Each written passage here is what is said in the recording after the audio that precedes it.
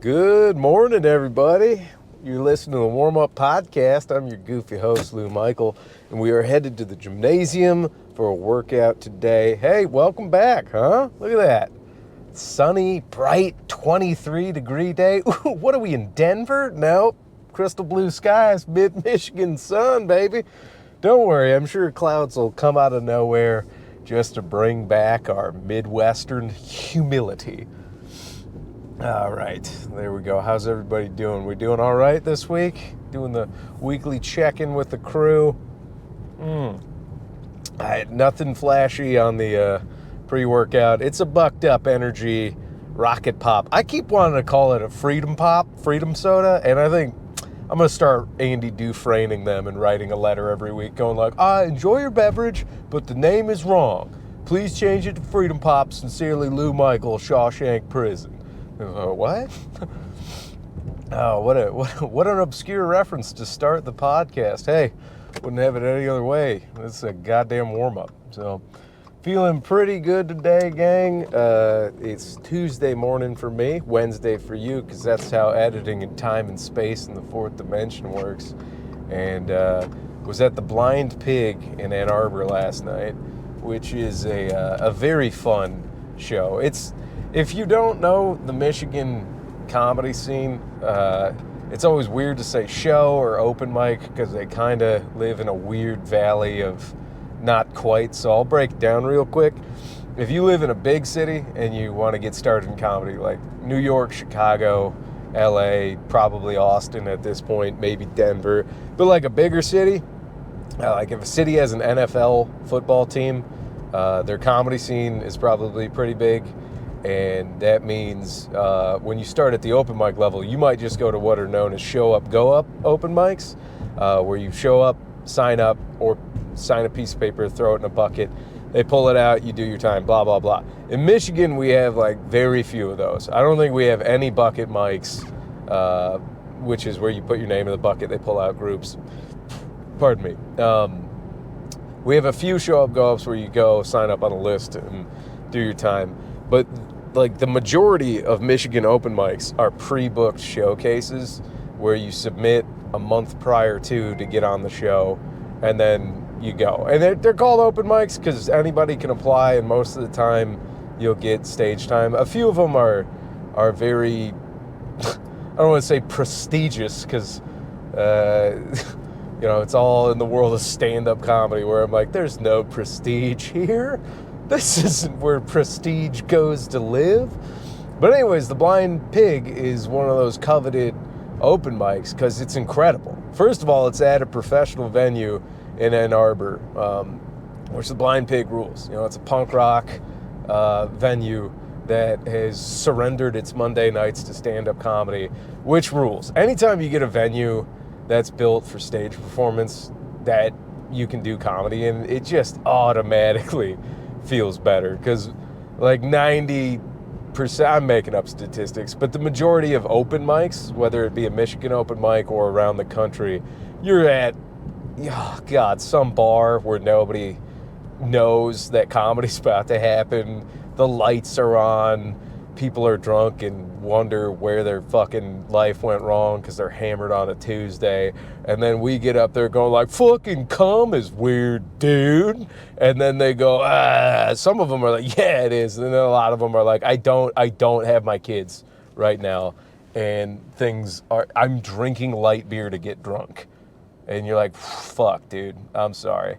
And then, you do those rooms long enough that those people then see you get kind of good, and then you're like, oh my God, Chuck, you guys worked it out? And they go, yeah, man, I'm not going to see you on Tuesdays anymore. You go, rad, man. Well, like the Piano Man, I'll probably be here a little too long, but in the future, maybe you'll see me on Netflix. And they go, I hope so, man, but I've seen all your stuff. I'm not going to watch it. And go, wouldn't have it any other way, Chuck. Congratulations on getting sober. Enjoy that iced tea.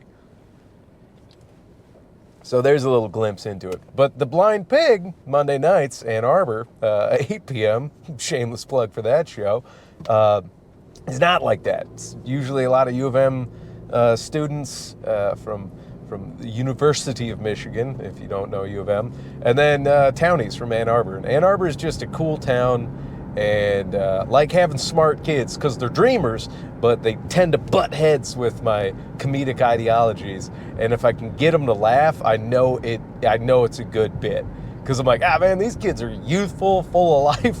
They're dreamers. They're the Harvard of the Midwest. Is what I think they say, or maybe they call Harvard the Michigan of the East, I think is on a sweater. But anyways, good time there. Good lineups as well. Like, if it's one thing I want to give a shout out to the Michigan comedy scene, is there's some fucking good people doing comedy in the, whoop, there go my mints, in this state. Oh God. Sorry for the camera angle, everybody. Duct tape is holding the camera down. I gotta do something about this. We got the microphones figured out. Now we just gotta not use duct tape to hold the camera in place. So anyways, good set at the Old Blind Pig, and I'm pretty excited because this Wednesday I'm at the Comedy Castle in Royal Oak, opening up for Troy Bond, who has had a meteoric rise. Is that how you say it? He's not mediocre. That's not what it's meteoric, right? Like a comet, but it's a meteor. Like, yeah, fucking, what a weird thing to say. He's had an outstanding rise in his comedy career in like the last 12 months, year and a half. I don't know, but he's one of those guys that, like, friends that don't do comedy will send me his clips and be like, this guy's funny, right? I'm like, yeah, I think so. And then friends in comedy say he's a good dude. So I hope that's true, it'd be a bummer if you hear he's a good dude and he turns out to be a son of a bitch. You'd be like, oh no, dude, now I gotta lie to people and keep that good dude lie going. Like when doctors are like, that doctor, and they go, fuck no. But you gotta be like, he's a good dude, because we're all professionally courtesying together. But anyways, to quote Tommy Boy, he seems like a good dude, or a good guy. But anyways, this Wednesday, opening for him at the Comedy Castle. Sold out, so I don't know. I guess that's just a shameless celebration. Got to celebrate the wins, right? Now, hopefully the set goes well. Which I will say this, gang, I've been having a lot of fun on stage, and that usually translates to fun for the crowd. But it's been good lately. Been having a lot of fun. So yeah, I don't know. Yeah, come on out, rob somebody for their tickets, brandish a weapon, and then sit down in a comedy club contemplating if the felony was worth listening to my jokes about human excrement. I think so. Fuck it, dude, do it. It's 2023. There's no rules. There's laws, but there's no rules. And people are breaking the rules because there are none. And then, I don't know, something I kind of wanted to piggyback off of last week, because the few people that reach out and give me feedback, love you fellas, lady, one lady, lady that digs the pot, thank you. I kind of touched base on the main character syndrome thing, or, whatever you do, you should care about. And I do want to double down on that. And then it's just something like, I'm seeing a lot of butt philosophy online. That doesn't bother me, but as somebody who studied some philosophy and wasted a lot of money in college reading books that I could have Goodwill Huntinged it and just got a fucking library card. But it's like, I think one of the bigger things, because we live in uncertain times, I use it way too much, the Matrix reference, where everybody's like, oh man, can you believe the Wachowskis are the ones who came up with such a great allegory for life and consciousness and waking up? I'm like, nah, that's been around since, what is it, Plato's or Socrates, Shadow in the Caves. As long as humans have been self-aware, which unfortunately I don't think a lot of us fucking are, but as long as humans have been self-aware, they've contemplated consciousness and our surroundings. And I do like that we have new metaphors and examples, like everybody talking about NPCs, non-playable characters, main character syndrome, comparing life to an RPG. I think that's fun. It makes, makes pretty heavy thoughts or existential thoughts, like pretty relatable, because most of us have played a role-playing game at some point in our life. And I again, talking about it last week, I was like, yeah, we're all main characters. And I think we should start thinking like that. And just because you're the main character of your own life doesn't make you a weird, narcissistic lunatic, right? I think you should. Because if you ever, in earnest, start thinking of yourself as a side character, that's horrendous for your mental health, right? You should be number one in your brain. And that doesn't take away from, like, recognizing that everybody else is also number one. They should be in their brain, right? Like, I was thinking about it like this. I'm like, to keep it in the video game world, life isn't a role-playing game where you're the main character and everybody else is an NPC. Because if you start thinking like that, you're a fucking psychopath. Think about it more like a massive online multiplayer, an MMO, massive. What's MMO stand for? But you know what I mean, like a massive group game where everybody's playing at the same time, right? And I'm sure people have made that example before, but if you do that, you realize, like, oh yeah, okay, we're all playing the game of life.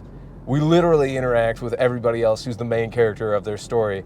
And in doing so, I think that builds more empathy than, we're going to do chess day, by the way. But I think that builds more empathy and compassion rather than, like, even like passingly, I don't know, like as a joke, calling somebody an NPC, I think is funny, because we've all caught somebody spacing, you know, somebody clearing out the hard drive, just, but like unironically calling somebody that is grotesque. It's the same way of dehumanizing somebody. It's the first step to being like, oh yeah, they're a non-playable character. So I think if you keep in mind that, yeah, you're a main character, you are a main character, not the main character, and everybody else is also a main character. Love this dude. See him every day I pull up. Guy works hard. That guy's a beast. Oh, fuck yeah, dude. That guy, he's got 2 cars. I love that guy because I saw him for a long time. He was kind of struggling, always driving his big old van to work. And then I remember the day he got like a Subaru, I don't know, one of the 4-door sedan Subaru has. He was like glowing. And I could just tell that dude who's been working at that restaurant over there, I don't know him, but like I've seen incremental cool parts of his life. Another main character, right? Saw that guy just glowing the day after. I'm like, clearly he bought a new car and he'd been working at that place for months. And I saw him, you know, punching in. And the day he was glowing with his new car, I remember just smiling and waving more than ever. It was like, good on you, pal. So anyways, prime example. Don't know that guy, but I know he's a dude. I know he's a dude that's been working hard.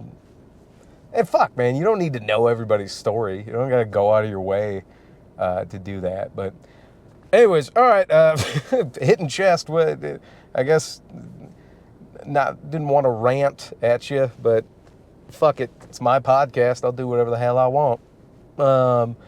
And okay, we got warm-up song, little announcements, shameless plugs done, take my foot off the brake, we're good to go. Okay, warm-up song this week is, we're going back to the classics. It's by The Who, and it's I Can't Explain. And it's fun because it reminds me of like those good sunny day morning type like montage shot songs where it's just got hard like drum beats with good guitar melody in the back. And it's like if you walk in, little main character syndrome, you're like, I'm in a montage of the beginning of my workout. Can't explain. Anyways, good tune. Warm-up podcast playlist. Y'all know where it is. And then, what else? Oh, yeah. I do want to give a shout out to a young fitness superstar who's taken the internet by force and has kind of inspired me. I just want to give him full credit. Like, if you clicked on this video and you're like, hey, there's not a thumbnail anymore, I'm like, yeah, I'm doing other stuff and I love doing this. and I jokingly put in the description that it's the most low effort thing ever. But honestly, you'd be shocked at like how much time doing a thumbnail for a video takes up. And it's like, I love it. I'll do it again at some point. But right now I'm just going to go like au naturel. Let the fucking computer pick whatever frame it wants. We're going there. If you're listening now, you've been listening from the get, which is rad. And so anyways, shout out to, I didn't say his name, but Sam Sulek. I think that's how you say it.